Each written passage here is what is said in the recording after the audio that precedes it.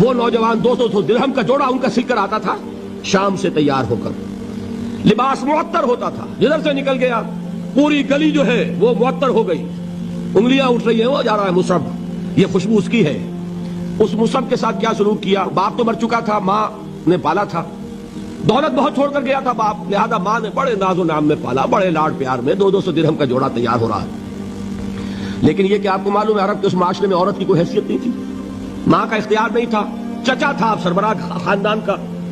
چچا نے کہا مصعب اگر تم نے اپنے باپ کا دین چھوڑ دیا ہے تو باپ کی دولت پر بھی تمہارا کوئی حق نہیں ہے، نکل جاؤ گھر سے۔ اس نے یہ سوچا تھا کہ مصعب کے ہوش ٹھکانے آ جائیں گے، دن میں تارے نظر آ جائیں گے، ناز و نام میں پلا ہوا، گھر سے نکل کے جائے گا کہاں؟ یہ سارا نشہ جو ہے توحید کا یہ حیران ہو جائے گا۔ حضرت مصعب کا جواب بالکل برعکس تھا، اچھا ٹھیک ہے چچا جان میں گھر چھوڑتا ہوں۔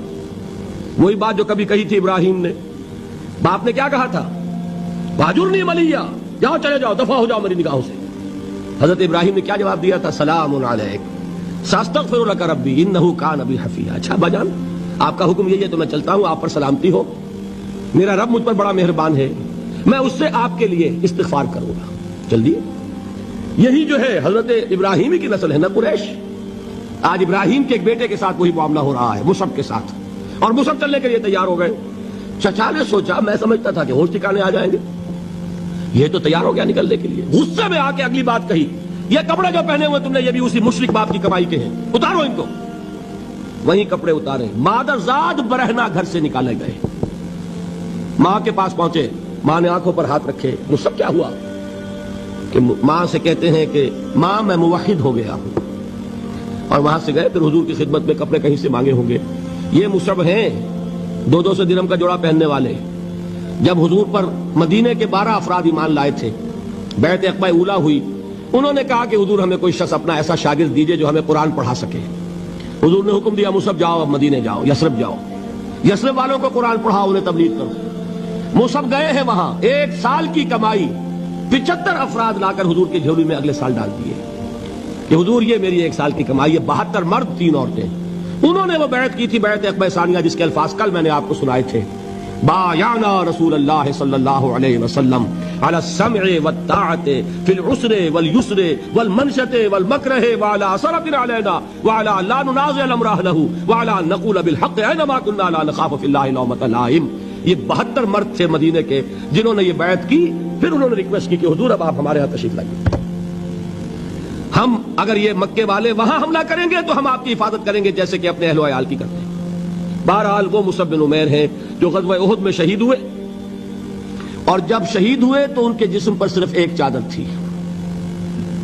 ایک بات تو یہ نوٹ کیجئے، موضوع سے ذرا بات تھوڑی ادھر ادھر جا رہی ہے، لیکن یہی چیزیں ہیں اصل میں کہ جو ہمارے دلوں کو منور کرنے والی ہیں نور ایمان سے۔ وہ علم بردار تھے غزوہ احد میں، جھنڈا مسلمانوں کا ان کے پاس تھا۔ ایک ہاتھ پر ایک شانے پر وار پڑا، ہاتھ کٹ گیا، دوسرے سے تھاما، دوسرے پہ کٹ گیا، اب دونوں حصوں کے بچے ہوئے ٹکڑوں سے جھنڈے کو تھاما، گرنے نہیں دیا، یہاں تک کہ شہید ہو گئے۔ گرے ہیں تو جھنڈا گرا ہے۔ شکل میں حضور سے بہت مشابہ تھے، خبر اڑ گئی کہ محمد شہید ہو گئے صلی اللہ علیہ وسلم۔ یہ مصعب بن عمیر کا واقعہ ہے۔ جب ان کو اب دفن کرنے کا وقت آیا، اور شہید کے لیے کفن جو ہے اس کا وہی لباس ہوتا ہے جو شہادت کے وقت ہو، حضور کے سامنے ایک پرابلم پیش کیا گیا، حضور مصعب کے جسم پر تو ایک چادر تھی، اور وہ چادر بھی اتنی چھوٹی ہے، یعنی 2 گز کی چادر بھی نہیں ہے، اس سے اگر سر ڈھانپتے ہیں مصعب کا تو پیر کھل جاتے ہیں، پیر ڈھانپتے ہیں تو سر کھلتا ہے، کیا کریں؟